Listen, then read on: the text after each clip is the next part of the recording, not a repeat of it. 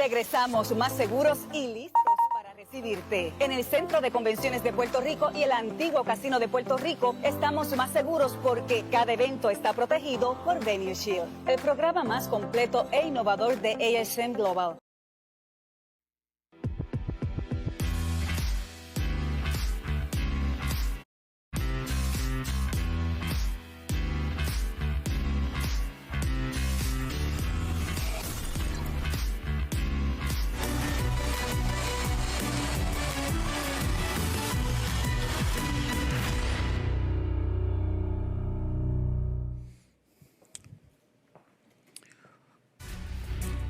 Buenas noches. Está sintonizando un programa especial. ¿Por qué se nos apaga Puerto Rico? Un programa en alianza entre el equipo de Cuarto Poder y Noticentro. Este programa, de hecho, surge tras una reunión que hubo entre el vicepresidente Rafael Lenín López, vicepresidente de programación Jimmy Arteaga, en el que coincidimos todos en que era necesario unir al equipo de investigación de Cuarto Poder y el de Noticentro para buscar respuestas y soluciones concretas a la crisis energética que enfrenta nuestro país. Para nadie debe ser noticia que las plantas de energía eléctrica están obsoletas, que se les dejó de dar mantenimiento, que el sistema de transmisión está compuesto por postes y redes eléctricos frágiles tras el huracán María y se pegó con chicle.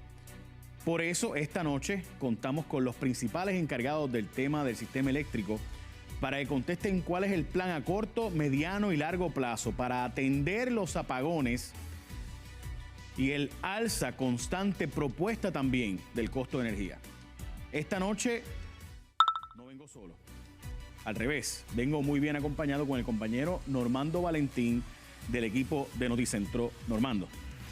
Hola Jay, buenas noches a ti, buenas noches a todos los que nos sintonizan y además de contestar nuestras preguntas, Jay, esos funcionarios de la Autoridad de Energía Eléctrica, los de Luma Energy y también los de la UTIER tendrán la oportunidad de contestar las preguntas de la ciudadanía y hoy yo espero, Jay, que queden atrás los estribillos, que queden allá la propaganda, que queden atrás aquellos mensajes que se quieran y que muchos han escuchado por un tiempo determinado y que se den las respuestas de todos los sectores. Y en algunas ocasiones seremos hasta abogados del diablo porque lo que queremos es la verdad. Para eso se une esta transmisión especial la compañera Katiria Soto desde Río Piedras. Buenas noches, Katiria.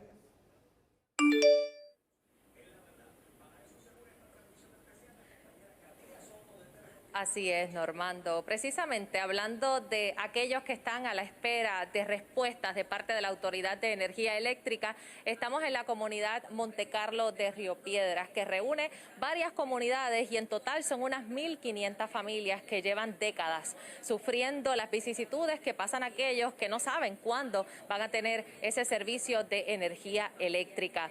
Esto se suponía que iba a ser un complejo de viviendas que iba a ser de alguna manera ejemplar en términos de unas líneas de energía eléctrica soterradas y que le iban a dar mayor estabilidad al sistema. Sin embargo, lamentablemente no ha sido así, ha sido todo lo contrario y ante la falta de mantenimiento de muchas de estas líneas, esta comunidad hoy día está sufriendo la pérdida de uno de los suyos precisamente por una línea de alta tensión que lamentablemente le quitó la vida a uno de los vecinos de esta comunidad. Y más adelante, de hecho, vamos a estar presentándole un reportaje y vamos a estar conversando con muchos de los miembros de esta comunidad que a casa llena han llegado aquí en la noche de hoy para escuchar esas respuestas que tanto esperan. De regreso con ustedes a los estudios. Katiria, gracias. Jay, más adelante vamos a regresar con ella, como muy bien mencionó, pero mientras tanto, Julio Rivera Saniel preparó un recuento de los cambios que ha enfrentado la Autoridad de Energía Eléctrica, que fue fundada en 1941, antes conocida como la Autoridad de las Fuentes Fluviales. Así que, Jay, y usted que nos sintoniza, vamos a ver esta historia que quizás puede contestar la pregunta de cómo hemos llegado hasta aquí. Sube como la espuma la cantidad de abonados sin energía eléctrica. La cifra se duplica en cuestión de horas. El mes de septiembre ha estado dominado por constantes apagones en todas partes y a toda hora, y la presión pública ha desembocado en protestas.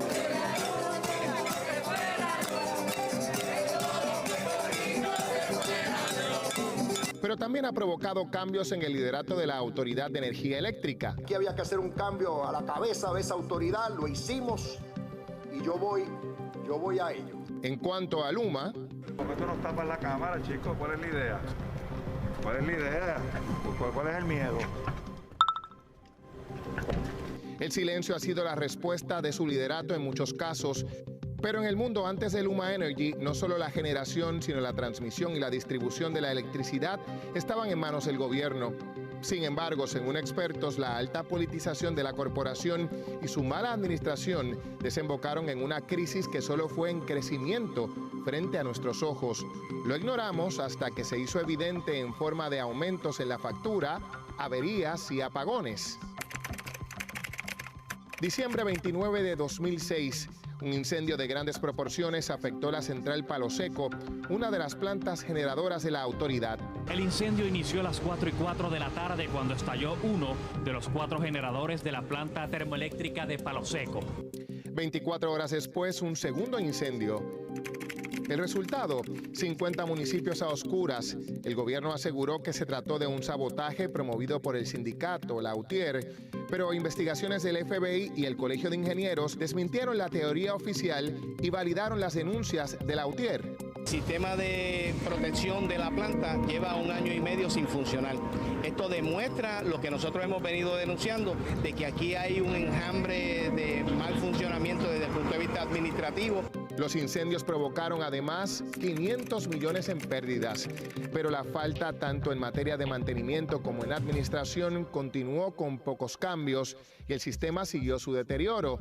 También aumentó la deuda de la corporación, pero para razones inadecuadas.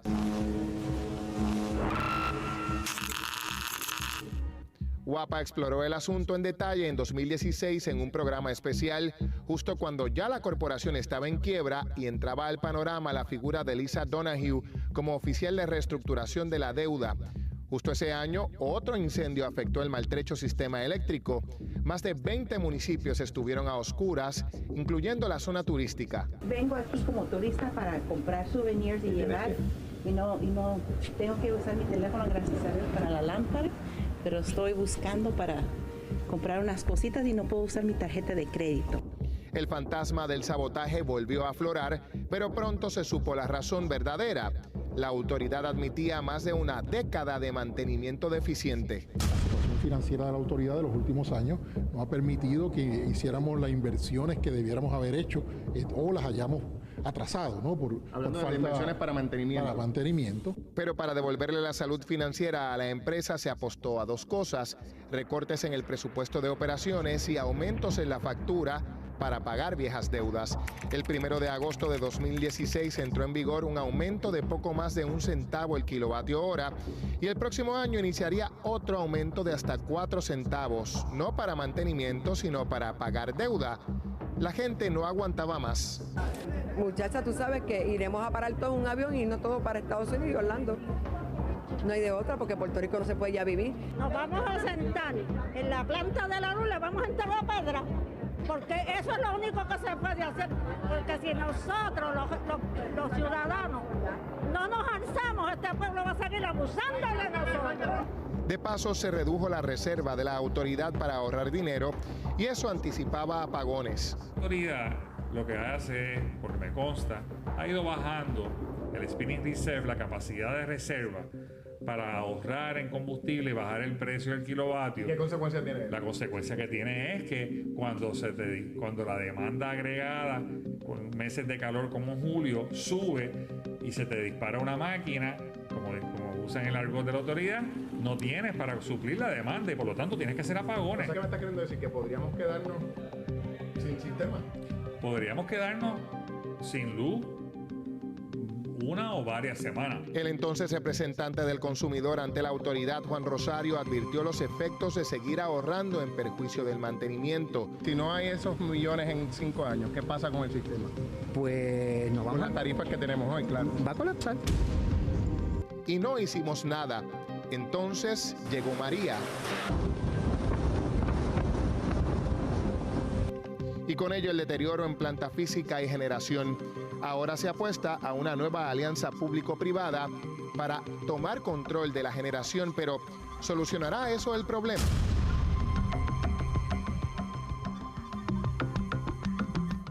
Jay, ahí tienes una radiografía de lo que ha ocurrido en este siglo, porque hemos estado resumiendo lo que ha estado pasando del 2006 para acá en todas las administraciones, con todos los colores y todos los sabores al desnudo. Normando, es importante que se sepa que ya hay un plan de uso de recursos, es decir, que supuestamente hay un plan para el futuro de la Autoridad de Energía Eléctrica. ¿Cuál es ese plan? Nuestra compañera Laura Isabel González de Cuarto Poder preparó el siguiente equipo de trabajo, o debo decir, el siguiente paquete para este equipo de trabajo. Vamos a ver. Ante la realidad de que las principales plantas generadoras podrían ser calificadas como obsoletas, se plantearon remodelaciones o cierres. Hace algunos años en Costa Sur, por ejemplo, se hizo una remodelación de las unidades 5 y 6 para que generen energía con gas natural. Mientras, durante el mandato de Aníbal Acevedo Vilá, se planteó construir en Aguirre el llamado gasoducto del Sur, que conectaría desde Guayanilla hasta dicha central en Salinas, pero por sus implicaciones ambientales se le llamó por algunos sectores el tubo de la muerte, y por los errores de diseño nunca se terminó de construir, aunque se gastaron cerca de $60 millones. A pesar del gasto, el gobernador Luis Fortuño decidió eliminarlo. Luego, su gobierno propuso Vía Verde, que consistía en un gasoducto más grande, que en vez de ir hacia el sur, iría desde Peñuelas hacia San Juan. Además, se planteó hacer un mareducto en Aguirre para llevarle gas natural con el Aguirre Offshore Gas Port.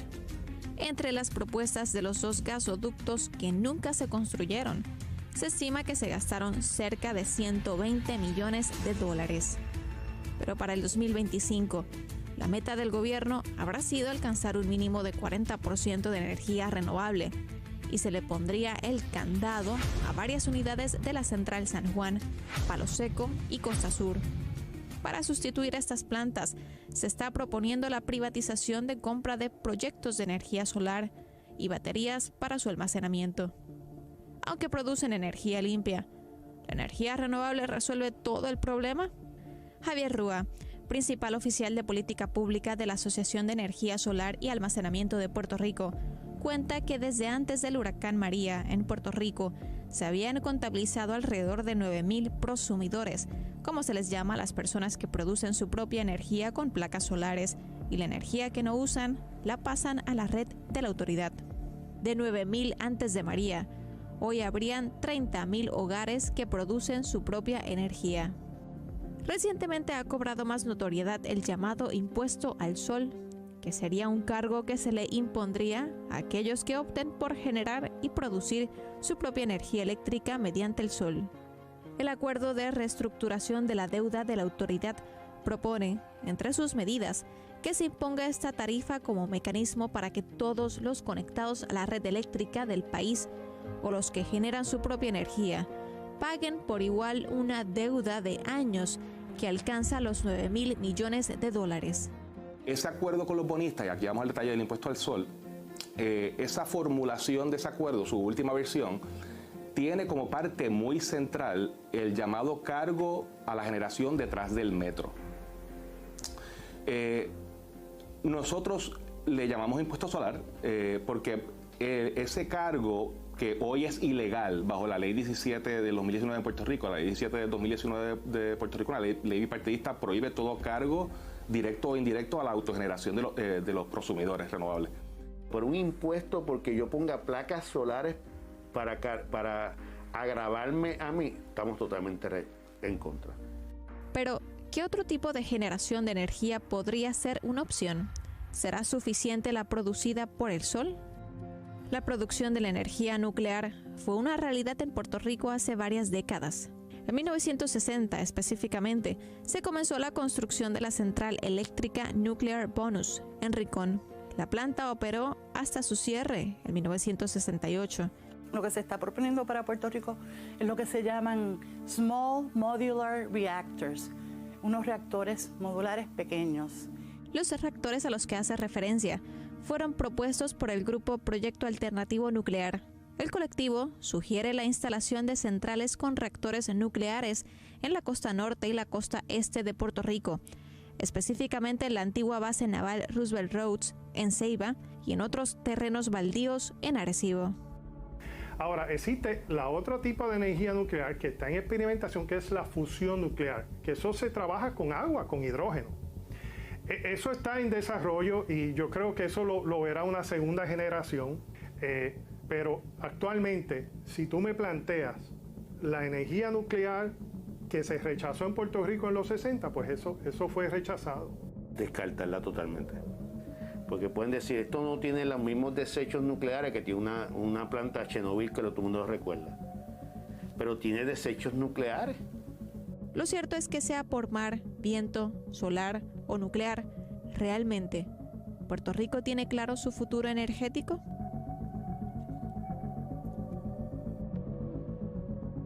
Bueno, muchas gracias. Normando se integra acá al estudio de Cuarto Poder y en piso hoy van a estar con nosotros y ya están aquí el presidente de la Junta de la Autoridad de Energía Eléctrica, Fernando Gil Enseñá, también el ingeniero Josué Colón, director de la Autoridad de Energía Eléctrica, y también Daniel Hernández, que es director de Transformación de Mercados de Luma Energy. Gracias a los tres por estar con nosotros. Gracias, Normando, también por estar acá.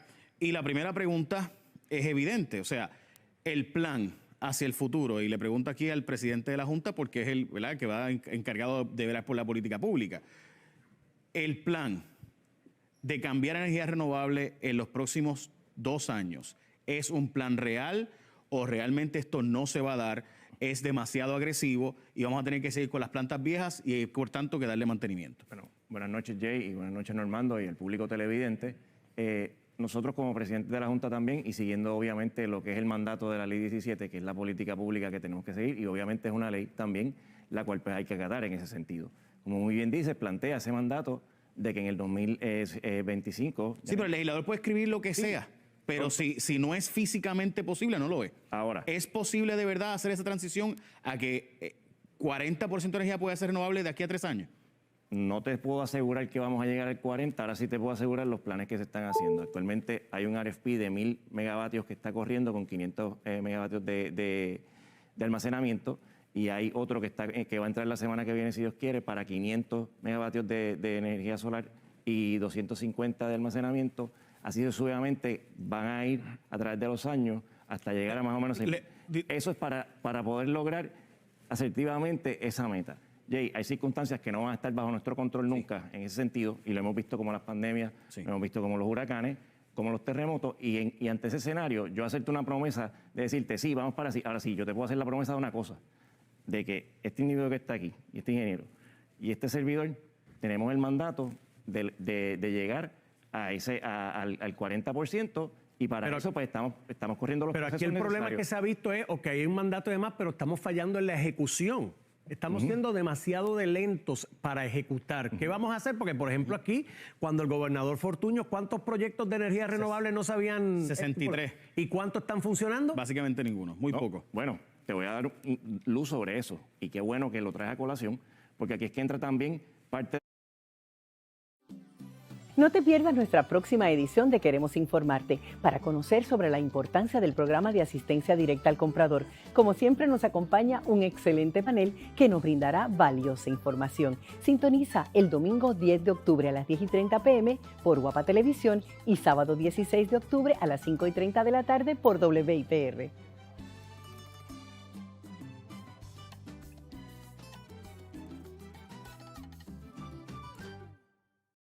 De la Ley 17 de tratar de despolitizar totalmente el sistema de energía. Precisamente, si se hubiesen hecho esos proyectos en ese momento y no se hubiese entrado en la política, en la pelea política partidista de que los hizo el otro y no los hice yo, hoy en día probablemente tendríamos 40 o 60 proyectos de energía solar. ¿Y qué garantías hay de que eso no va a ser distinto ahora?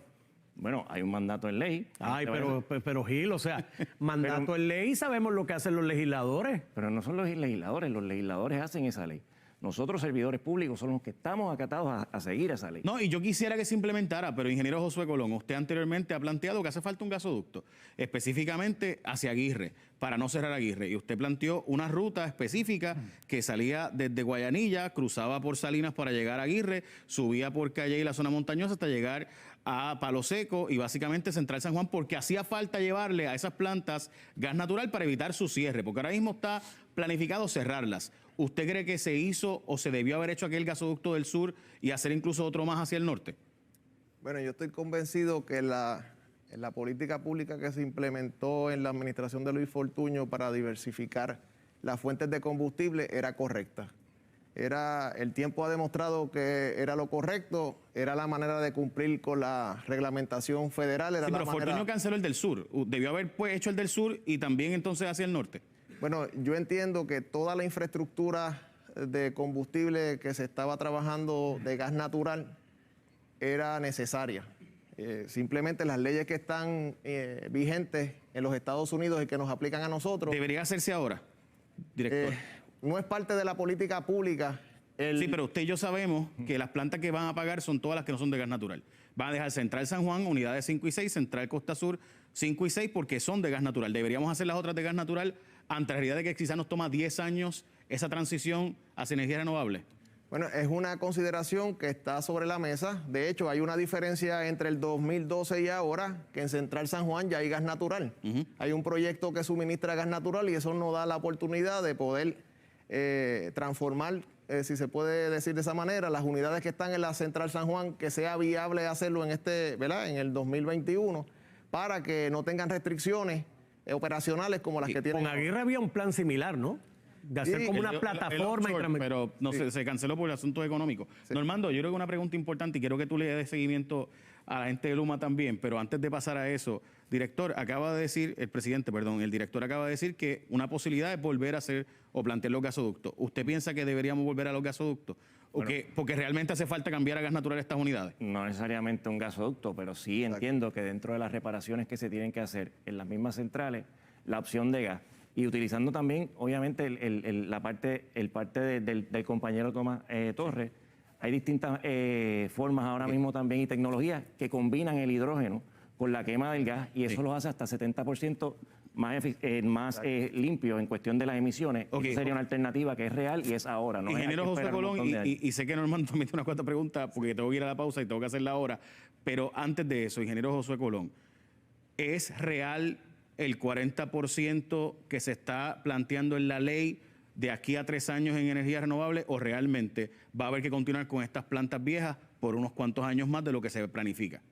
La meta es un reto grande. Yo entiendo que las plantas van a seguir siendo necesarias. Si no, el escenario que estamos viviendo ahora es más que claro. Y obviamente mientras se da esa transformación hacia esa meta del 40%, hay que continuar ofreciendo mantenimiento a las unidades presentes porque es la única manera que tenemos al día de hoy de poder producir energía eléctrica. 185 millones, ¿no? Para rehabilitarla. Sí, ese es el estimado que tenemos. Obviamente, algo que debo aclarar sobre el asunto, ese dato de dinero que se requiere para hacer esos trabajos que están presentados en ese plan, no son necesariamente para utilizarse de inmediato, porque hay otro documento en el cual yo hago un desglose de cómo van saliendo y entrando las unidades de manera que no se interrumpa el servicio de energía. Pero ¿cómo conflige eso con las intenciones o la política de privatizar la generación en Puerto Rico? Bueno, es que independientemente del proceso que se lleva en la alianza público-privada, yo tengo una obligación y un mandato de mantener el servicio continuo. Cuando llegue el momento de la transición, pues el que tome el control de la operación de las unidades tendrá que continuar con el mantenimiento y obviamente decidir cómo va a ir haciendo la transición. ¿Y con esas condiciones se le conseguirá un novio a las plantas de generación? Esa pregunta se la deben hacer a la alianza público-privada, pero mientras ese momento llega, mi obligación es mantenerlas operacionales. Bueno, por si acaso, la gente de Luma está aquí y va a tener que contestar preguntas ahora, por si acaso. Así que ya mismo vamos con la gente de Luma que está aquí. Pero antes de eso, si tú eres pensionado del gobierno con las partes A y B de Medicare, ahora tú tienes el poder para que tengas los beneficios que necesitas. Así que escucha bien, con MCS Classic Care, el A máximo, tienes hasta $1,920 anuales o 160 mensuales en la tarjeta MCS Classic Care te paga para comprar lo que tú necesites, incluyendo tus medicamentos over the counter. Con MCS Classic Care, ELA te ayuda. Tienes hasta $1,212 anuales, 101 mensuales, como reducción a la prima de la parte B. Y para decirte más, los productos ofrecen servicio de pet grooming y de asistencia tecnológica. Ajá. Así que no esperes más, llama ahora a los números que aparecen en pantalla y únete hoy al plan que te da el poder para cuidar de tu salud. MCS Classic Care. Bueno, ya mismito regreso con Normando Valentín porque tenemos más preguntas y ahora para la gente de Luma y también con la compañera Katiria Soto, y sé que también tú tienes unos invitados importantes que vamos a hablar con ellos también. Claro que sí, porque no queremos dejar solo aquí a todos los players, como se dice, el sindicalismo. ¿Qué tiene que decir y qué cuota de responsabilidad también tiene en todo este asunto? Y Juan Rosario, que también estuvo en esa junta o en una de ellas cuando todo este asunto se vino abajo. ¿Por qué se nos apaga Puerto Rico? Regresa.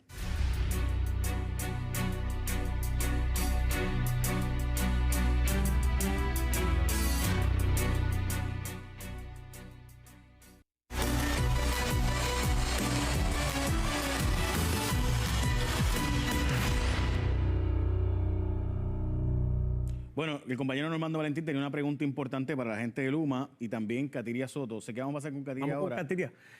Jay, antes de ir con Luma, porque ahora vienen los que tienen el zapato encima, que son los ciudadanos de a pie y que están con Katiria, pero para establecer un asunto, porque hemos hablado de la energía del sol, el gas y demás, el gobernador de Puerto Rico ayer descartó totalmente, como parte de su política, lo del asunto de la energía nuclear. Así que eso, fuera del panorama. Así es, la pregunta, lo que esos ciudadanos dicen es, ok, pues con energía renovable necesita otra cosa, porque si no queremos tener fósiles, pues hay que depender entonces de otra alternativa, sería nuclear. Pero estos vecinos, Normando, tienen un caso especial. Se suponía que fuera un paraíso allí, porque era una básicamente ciudad modelo, con energía soterrada y cables y todo. Llegó el huracán, se chavó y le cambiaron el sistema. ¿Qué pasó ahí, Normando? Katiria va a entrar en más detalles, pero rompieron la cablería que estaba soterrada para poder energizar los postes y ahí tienen ahora tremendo dilema. Katiria, contigo.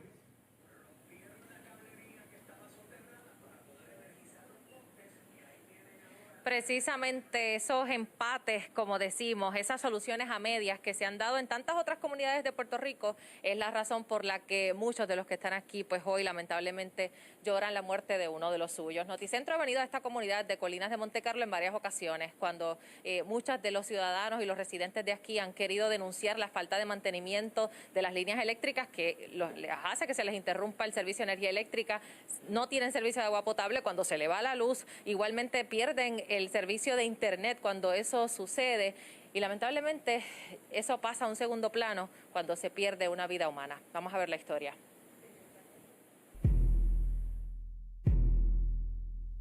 Por décadas, la comunidad Montecarlo de Río Piedras ha sufrido las consecuencias de reparaciones a medias y la falta de mantenimiento de la Autoridad de Energía Eléctrica. Nosotros tenemos aquí un problema de energía eléctrica de muchos años, empeoró con María. Esta zona es soterrada, entonces han puesto cables, como te puedes fijar, han puesto cables para resolver, pero esos resuelves se han convertido permanentes. La peor de esas consecuencias ha sido la muerte de un vecino de 56 años, quien falleció cuando la vara de metal que usaba para recoger aguacates de un árbol hizo contacto con cables de alta tensión.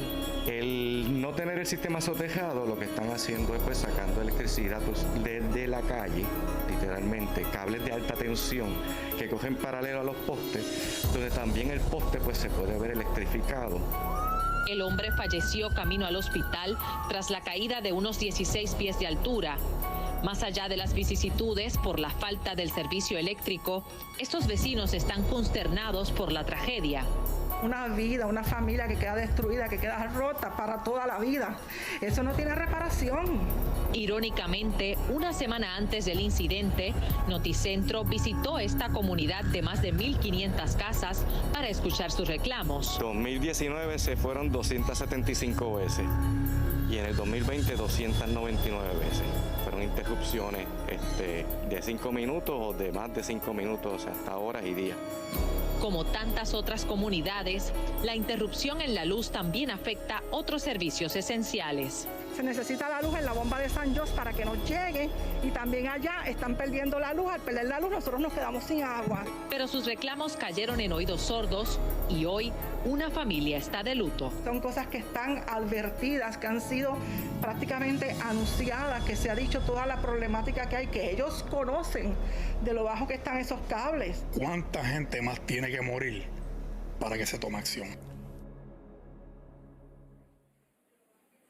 Bueno, de hecho, su viuda y otros miembros de su familia están aquí presentes en el público, nos pidieron espacio, obviamente, pero no ha sido fácil para esta comunidad. De hecho, por aquí su nombre, por favor, caballero. Huizo Peña. Huizo me contaba fuera de cámaras que usted conocía a este caballero. ¿Cómo se sienten ustedes como comunidad de tener que, encima de todo lo terrible que pasan con las interrupciones del servicio, tener que pues recibir esta noticia y esa tragedia? Sinceramente es lamentable porque una persona joven de 52 años ocurre algo así por negligencia de esta gente de Luma.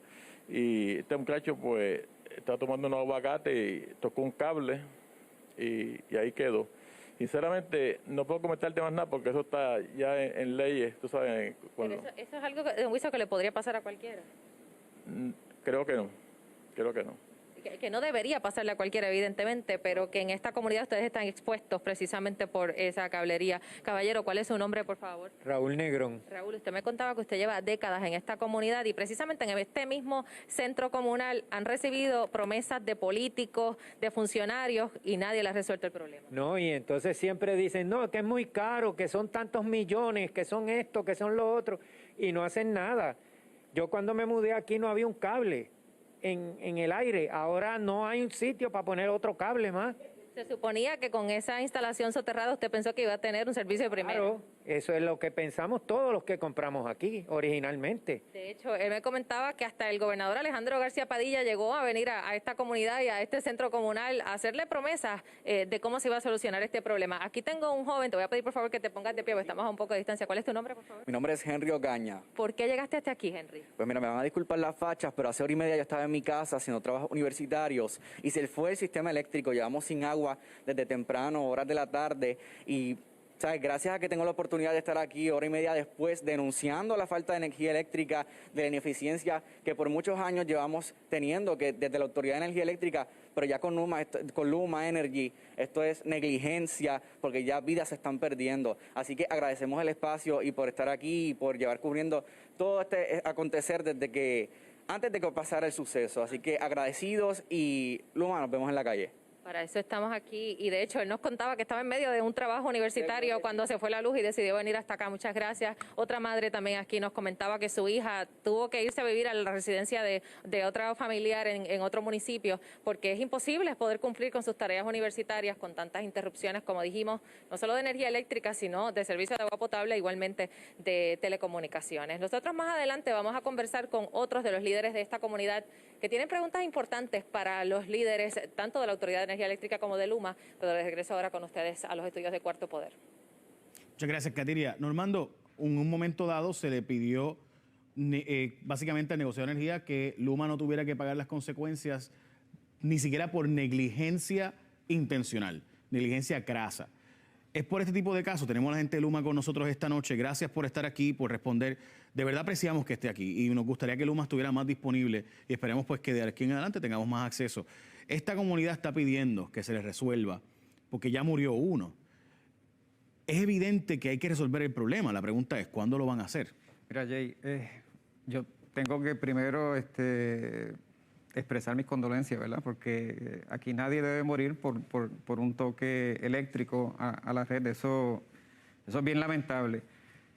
Quiero aprovechar también, antes de contestarte la pregunta, para dejarles saber a todos los clientes, o sea, nunca hagan trabajos cerca de líneas eléctricas energizadas.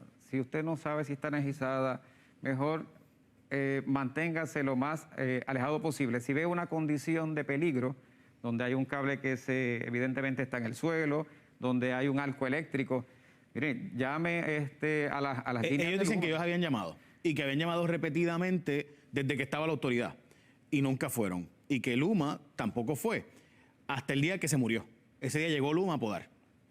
Mira, situaciones como esta es lo que se están tomando en consideración, por ejemplo, en el diseño que se está haciendo ahora mismo en los nuevos proyectos que vienen ya para el año que viene, ¿verdad? Una de las consideraciones es cuáles son las líneas que están dando más problemas, cuáles son los áreas donde tienen mayor interrupciones del sistema. Entonces, ¿qué estamos haciendo? Pues mira, hay muchas de estas áreas que se van a estar soterrando, totalmente van a estar soterradas. Se van a estar identificando lo que son las cargas críticas, que no solamente son hospitales y bombas de agua. Ahí vamos a estar incluyendo cuarteles de la policía, bancos. Una de las experiencias del huracán María. Estos eran soterrados. ¿Cómo nos vamos a garantizar que no pasemos por otra experiencia de que el soterrado se dañe y terminemos entonces poniendo un montón de cables ahí para pachar y resolver en lo que resolvemos y más, ¿verdad? Pegado con chicle? Más del 50% de la infraestructura de la autoridad está en obsolescencia. Eso es una realidad. O sea, yo trabajé mis primeros 28 años en subestaciones y te puedo decir que hace falta un reemplazo masivo de equipo. Una de las razones principales por las cuales la gente se queda sin servicio en Puerto Rico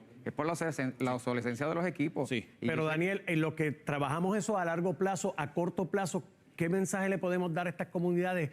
¿Puede Luma asegurar una estabilidad del sistema eléctrico, lejos de los problemas que le puedan estar dando la generación, lejos de esa excusa? O sea, ¿puede haber estabilidad? Porque en estos 4 meses no da la impresión de que Luma ha podido dar eso. Bueno, claro, nosotros estamos, ¿verdad?, trabajando con la infraestructura que tenemos. Todos sabemos que es una infraestructura que necesita una inyección masiva, una inyección importante de fondos, que ya los tenemos, estamos en el proceso del diseño y se va a atender toda situación. Luma tiene el personal adecuado para atenderla y proveer se tiene el personal, porque se da la impresión de que no tienen el personal. Sí, de hecho, Daniel, vamos a hablar con honestidad. Hay un pleito en el tribunal que Luma está y que de hecho el pueblo paga por las facturas de los abogados, que no son baratos, para no darle información de quiénes son los empleados.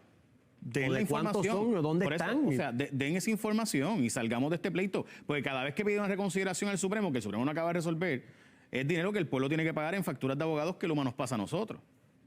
Lo sé, eso está, ¿verdad? El proceso está en litigio, así que yo espero que se concluya próximamente. Amén. Vamos con Katiria. La comunidad quiere hacerle preguntas a Luma y por eso de verdad apreciamos que Luma esté aquí con nosotros para que le conteste a esta comunidad. Yo sé que la primera pregunta va a ser, ¿qué hago con mi lavadora y secadora que se dañó? Precisamente estoy aquí con varios de los líderes comunitarios de esta comunidad de Colinas de...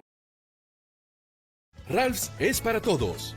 Para los que se animaron a dar el salto y los acompañamos a reinventarse. Para quienes entienden que tranquilidad es saber que lo tienes todo. Sí, eso también. Para los que saben lo que quieren y dónde encontrarlo. Para los que vienen solos por primera vez y siempre volverán. Ralph's Supermercados y Mayoristas es para todos los que buscan frescura, calidad y variedad. Visítanos hoy y descubre que aquí todo es a tu gusto. Ralph's Supermercados y Mayoristas. Carlos, a mi lado está Sonia Pérez, que me comentaba que fueron sus padres quienes compraron esta casa en esta urbanización con la promesa de que iba a ser un sistema eléctrico ejemplar soterrado. Correcto, Katiria. Ellos compraron aquí precisamente por sus hijos, mi hermano y por mí, pensando en que era una época en que se volaba mucha chiringa y que como muchachitos íbamos a estar mucho más seguros porque no íbamos a tener líneas aéreas, solamente entonces teníamos que velar las antenas que estaban sobre la casa y se mantenían en el centro. Qué buenas intenciones de esos papás, pero ¿qué pasa en el camino y qué ha pasado ahora que usted, verdad, tiene la propiedad? Bueno, en el camino lo que ha pasado es que conforme fueron pasando los huracanes, empezamos con Hugo, luego George agravó más la situación y conforme a partir de George empezó también el soterrado a fallar. Energía Eléctrica, con la excusa supuestamente de poder avanzar y darnos un servicio más pronto, comenzó entonces a tirar líneas aéreas. A hacer todos estos empates y precisamente sobre ese tema es que usted quiere hacer una pregunta. Correcto, porque la promesa era que esas líneas aéreas iban a ser temporeras. Y mi pregunta para ellos allá en el estudio es qué es lo que van a hacer con nuestro soterrado para poderlo resolver y para cuándo. ¿Cuándo es que van a comenzar? Porque hemos escuchado muchas excusas ya. Eso le toca a Luma. Adelante en el estudio. Pues mira, las conexiones, ¿verdad?, de líneas soterradas y líneas aéreas, siempre y cuando se hagan correctamente no deben dar problemas. Hay que verificar, ¿verdad?, y hacer una inspección, que es lo que típicamente uno hace, y aquellos elementos que haya que reemplazar, así se reemplazarán, porque la misión de Luma es dar el mejor servicio posible con la infraestructura que tenemos ahora, y hacia el futuro vamos a tener un sistema totalmente diferente a lo que ustedes están experimentando. Muy bien, pero eso luce muy general, Daniel. para esa comunidad, ¿cuándo va Luma allí a inspeccionar y a decirle, ok, con estos trabajos que yo veo, en 3 semanas yo puedo meterle mano? No se supone ¿Cuándo que lo van a ya hacer? con esa información que me están dando, ya mañana tiene que haber gente allí. Mañana va a haber gente allí de Mañana Luma. tiene que haber gente allí, mañana tiene que ¿A estar qué hora? levantando Para que la información. Noticentro esté allí y sea testigo de ese encuentro. Claro que sí, vamos a llevar el mensaje para que eso así se lleve a cabo. ¿Está bien? Nos va a dar la información de a qué hora para estar allí a atestiguar que se está cumpliendo esa promesa que está aquí. Cuenta con eso. Muy Bueno, bien. pues tenemos que hacer entonces un programa especial la semana que viene para la próxima Los comunidad. resultados. Para ver ¿verdad? Si lo hacemos general. Katiria, ¿alguna otra pregunta de la comunidad? ¿O quedó satisfecha ella? Jay Normando, no sé si me están escuchando, pero hubo una carcajada colectiva cuando dijeron que mañana iban a estar aquí para resolver el problema. Sonia, si me da un momentito para poder obviamente escucharlos a todos, y tengo por aquí al señor Wilfredo Díaz, que precisamente lo vimos en el reportaje más temprano y usted conocía al vecino que lamentablemente falleció. Familia extendida que todavía la estamos llorando, lamentablemente. Tengo una pregunta para el ingeniero Daniel Santos. Primero que nada, gracias por la oportunidad, Jay, a todos los televidentes que están viendo. Él mencionó ahora hace unos segundos que no podemos tener acceso a las líneas, tenemos que tener cuidado con las líneas, pero si están escondidas detrás de las ramas, ¿cómo podemos verlas para prevenir? ¿Cuál es el plan de mitigación de riesgos inmediatos que nos pueden prometer para cumplir con la poda de árbol y cables que están en el piso todavía? Si el cable está escondido, no los podemos ver. No puede prevenir el peligro. Adelante. Sí, eso es problema de control de vegetación. Y mira, la primera razón en Puerto Rico, por lo menos en Puerto Rico, para la causa de interrupciones, es precisamente eso, es el control de vegetación. Luma tiene contratos con compañías locales para dar el servicio, además del personal de Luma. Así que en el assessment que se va a hacer mañana, cuando el personal vaya, uno de los aspectos, ¿verdad?, que se va a señalar es qué hay que hacer para evitar, ¿verdad?, que esas líneas estén entrelazadas con las ramas y con la vegetación que estén en el área.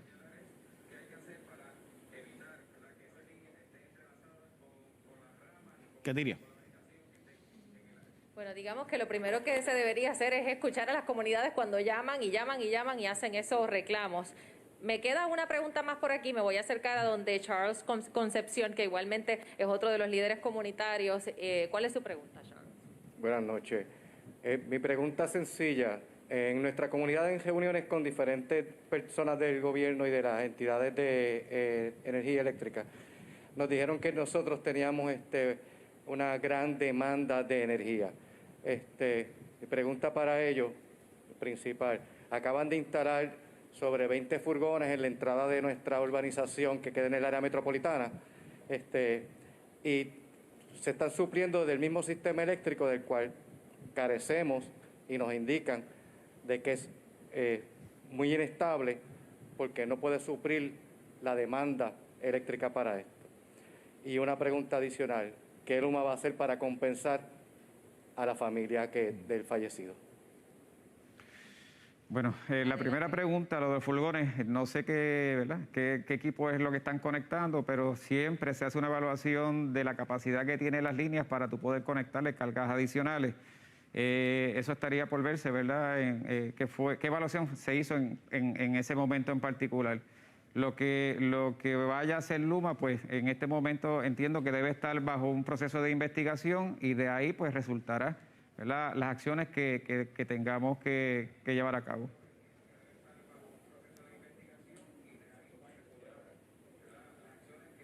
De hecho, más temprano, cuando conversaba con muchas de las personas que llevan décadas viviendo en esta comunidad, me hablaban de cómo se han seguido creciendo, ¿no?, la comunidad, se han seguido trayendo desarrollos, pero lamentablemente, pues aparentemente no hay la capacidad energética.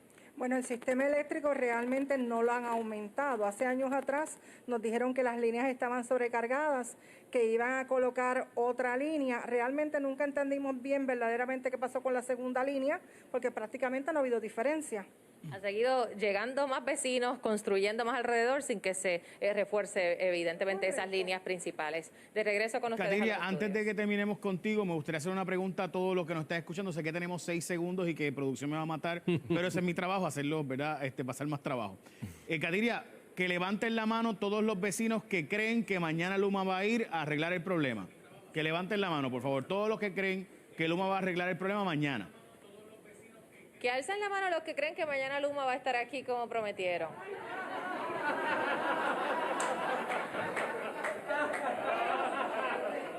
Ok. Daniel, la bola está en su cancha ahora. Bueno, gracias, Katiria. Gracias. Creo que Daniel tiene un reto en la credibilidad. ¿Usted va a ir mañana personalmente para allá? Tengo la intención de que tengo una reunión, pero sí, voy a pasar por allá. Cuenta con eso. Y le vamos a dar el seguimiento y vamos a estar allí para atestiguar. Es más, vamos a hacer algo. Vamos a hacer algo. Noticentro, Normando, yo no soy el jefe, es Lenin. Yo no tengo idea de lo que estoy diciendo. Pero puede ir en el carro de Noticentro y nos acompañamos y todo. Sí, sí. Pues lo vamos a coordinar. Lo trabajamos con el personal de prensa de Luma y, claro, visitamos la facilidad. ¿Está bien? Muchas gracias. Muchas gracias. ¿Puedo hacer un comentario referente a esto? Seguro. Hoy en la tarde el señor gobernador sostuvo una reunión que posiblemente a lo mejor Daniel no está todavía al tanto, con la plana mayor de Luma. Estuvo el jefe de operaciones de ustedes, estuvo toda la plana mayor del área de servicio al cliente, con un nutrido grupo de alcaldes, donde los alcaldes trajeron a la atención de los directivos prácticamente lo que acabamos de escuchar. Los directivos de Luma se comprometieron en atender todas esas quejas de una manera proactiva. De hecho, ellos indicaron que van a hacer unas modificaciones en la estructura operacional de cómo está dividida las regiones para tener más cercanía a los municipios y a los clientes. Permítame hacer una pausa y hablamos un poco de ese tema, ingeniero. Y también me parece importante decir que también cuando regresemos tenemos que hablar del costo, porque está subiendo el precio del petróleo y del gas, y hay que hablar también con Ángel Figueroa Jaramillo, la Unión Obrera, y qué va a pasar, cuál es el futuro, ¿verdad?, de todo esto. Pero antes de eso, el mundo cambia segundo a segundo y hay que cambiar con el mundo para que conectemos con todo lo que amamos. Y por eso llegó la nueva Liberty, donde podrás tener todos los servicios móvil, internet y cable TV en la compañía líder en telecomunicaciones en Puerto Rico, y podrás disfrutar de ofertas como el nuevo iPhone 13 por la cuenta de Liberty al comprarlo en un plan de pago a plazos, activarlo en un plan ilimitado y hacer un trading elegible. Así que Liberty, tu mundo mejor conectado. Detalles en la prensa y en las tiendas Liberty. Regresamos.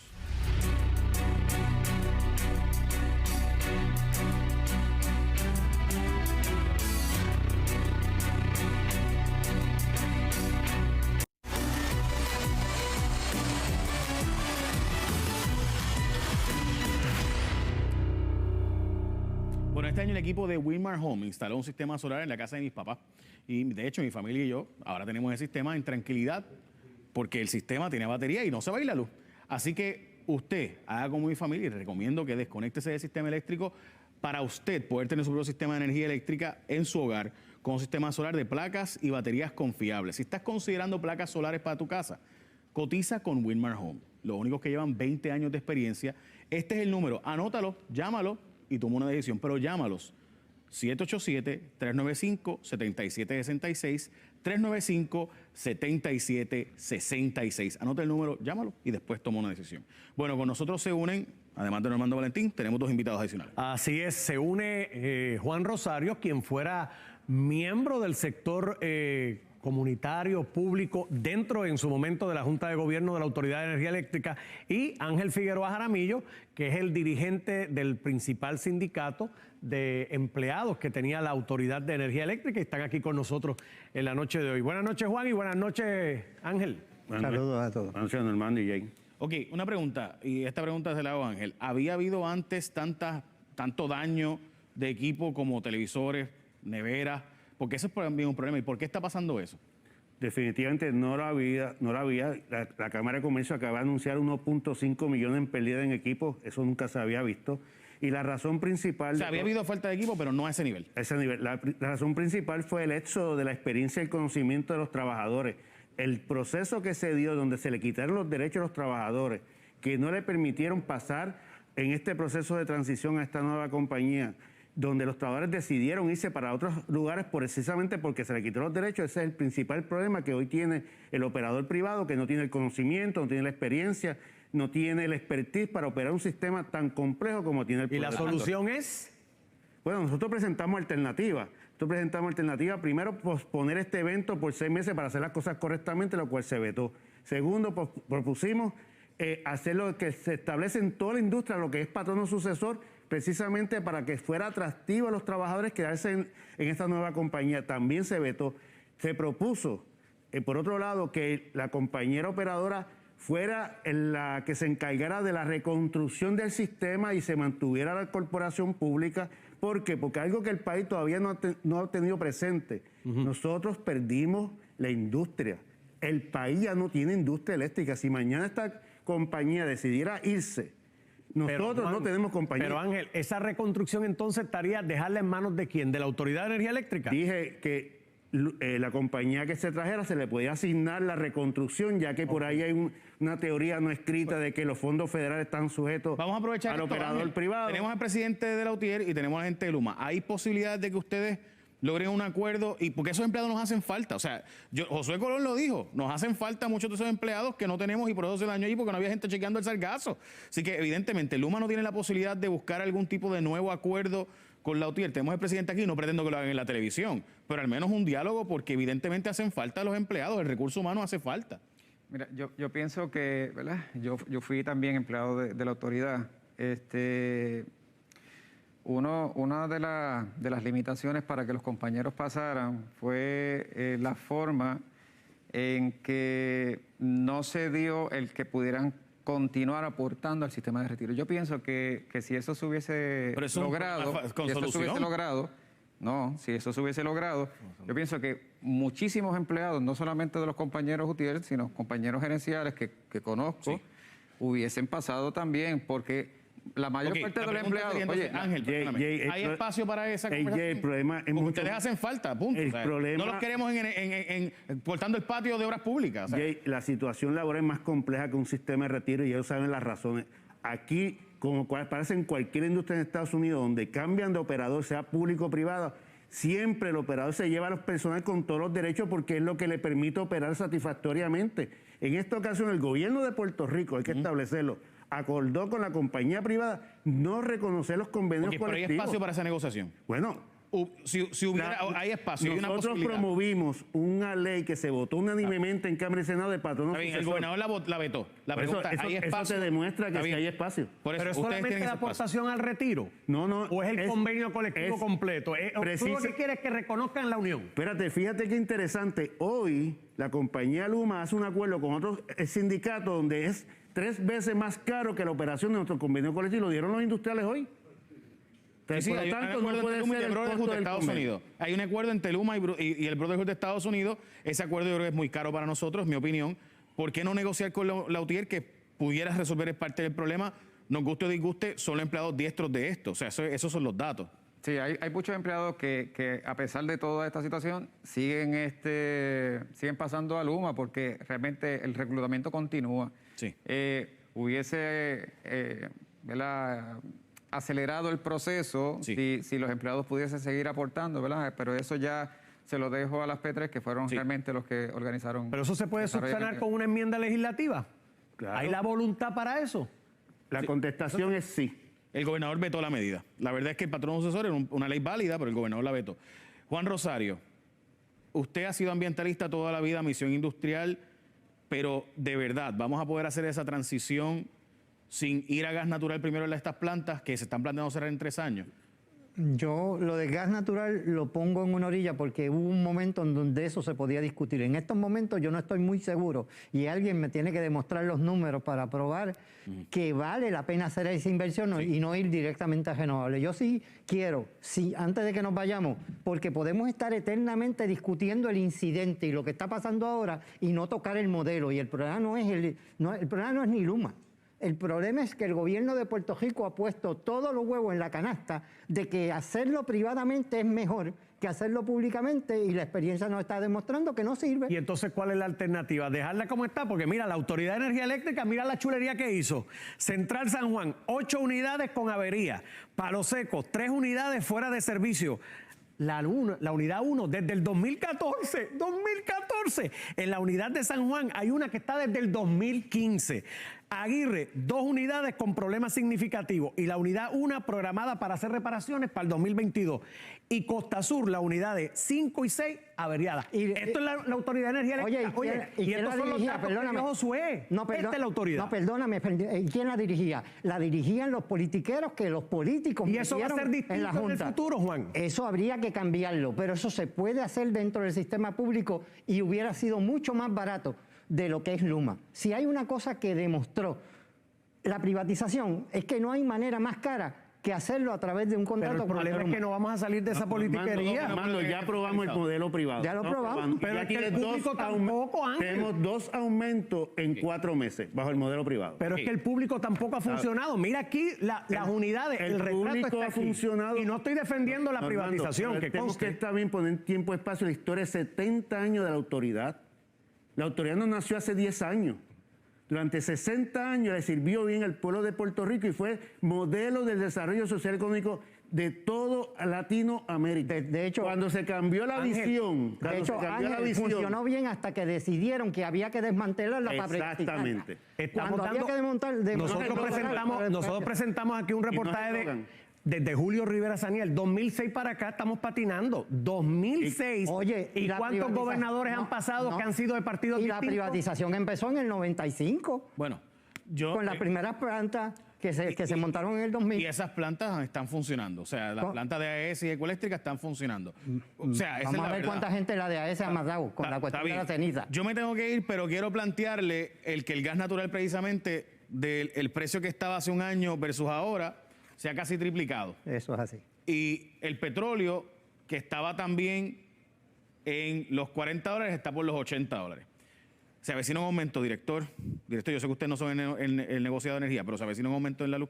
Porque Luma pidió no de 4, pero este es por petróleo y por gas. Bueno, el petróleo, Jay, ha aumentado 117% en cuestión de un año. Por eso, o sea que vienen aumentos. Obviamente, y la forma que está diseñado el sistema es un pass-through en el sentido de la compra de combustible. O sea que ese aumento viene. Desde el principio. Y entonces el pago de la deuda hay que bajarlo, porque si no, entonces este aumento, más el aumento que ya propuso Luma, más entonces el aumento de la deuda, adiós, o sea, no hay forma de vivir aquí. Va a estar sobre 35 centavos, 34 centavos Y kilovatio hora. también las 3 cruditas que pusieron. Que También. No, sí, vamos a hablar de las cruditas. ¿Cómo que no saben para qué fue? Bueno, las 3 cruditas. ¿qué son? ¿En qué se utilizan? ¿Y dónde estuvo el Para pago? pagar la deuda, Estamos para pagar la deuda, que dicho sea de paso, el PNP aprobó el reacuerdo del BGF, que era pagado con las cruditas, porque ese es el problema, que se nos olvida la historia. Impuestos y de para hecho, pagar. hoy están aprobando otro acuerdo de deuda más, y esta vez es el Partido Popular, que nos va a aumentar el costo de vida, pero eso es otro tema, no es para ustedes. Muchas gracias, muchas gracias. Gracias. Y por si acaso hablen, yo estoy seguro que en una buena conversación se puede dar una buena negociación, porque los empleados, recursos humanos hace falta. Hace falta. Gracias, Normando. Gracias, A ti, Noticentro. Jay. Gracias, directores. Gracias también el sector obrero y obviamente el sector comunitario. Gracias. Intentamos hacer de Puerto Rico un paraíso. Solo falta que cooperemos cuando regresemos.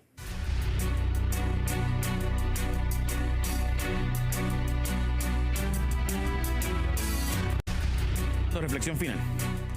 Yo creo que lo que se ha dado en la noche de hoy, por lo menos, es un atisbo de esperanza. Porque por lo menos ustedes han podido ver en la noche de hoy el compromiso de que se puede iniciar un diálogo, y lo acabamos de ver detrás de las cámaras, donde por lo menos cordialmente hablaron las distintas partes. Luma tiene un problema de credibilidad que tiene que comenzar a trabajar. La Autoridad de Energía Eléctrica tiene mucho trabajo que tiene que borrar ese mal desempeño de años en la generatriz. Y la UTIER también tiene que ver qué va a pasar con esos empleados y también cambiar un poco el discurso de no estar en banda, de no a la privatización, porque obviamente el servicio público también tiene su... Llegó la privatización, ahora la pregunta es cómo lo podemos hacer efectivamente. Katiria Soto, ¿la comunidad quedó satisfecha? ¿Crees que de verdad va a llegar la gente de Luma? Bueno, esas 1.500 familias que se componen de todas estas comunidades, tanto de Colinas de Montecarlos como de las otras urbanizaciones y desarrollos que están alrededor, estarán atentos mañana a ver si esa promesa de Luma de estar aquí y de buscarle soluciones a esta comunidad se va a cumplir. Se dice que la fe es lo último que se pierde, pero evidentemente son muchos los que quizás están a punto de perderla porque son muchas las llamadas, muchos los reclamos, muchos los pedidos que han hecho de que atiendan sus necesidades y lamentablemente pues han caído en oídos sordos. Esperemos que en el día de hoy, de alguna manera, pues todos estos problemas y todas estas situaciones de la Autoridad de Energía Eléctrica, pues se busquen soluciones. Y mañana Noticentro estará aquí desde las 5 de la mañana a la espera de que lleguen esas brigadas de Luma Energy. De regreso con ustedes al estudio. Gracias, Katiria, y cerramos básicamente diciendo eso mismo. Es cuestión de que el pueblo sea exigente, fiscalizador, y que hay que fiscalizar a Luma y el gobierno tiene que fiscalizarlo, porque sea privada o pública, si tú no la supervisas, es un desastre. De nuevo, Puerto Rico es un paraíso. Solo falta que cooperemos. Buenas noches. Lo próximo, Noticentro. Buenas noches.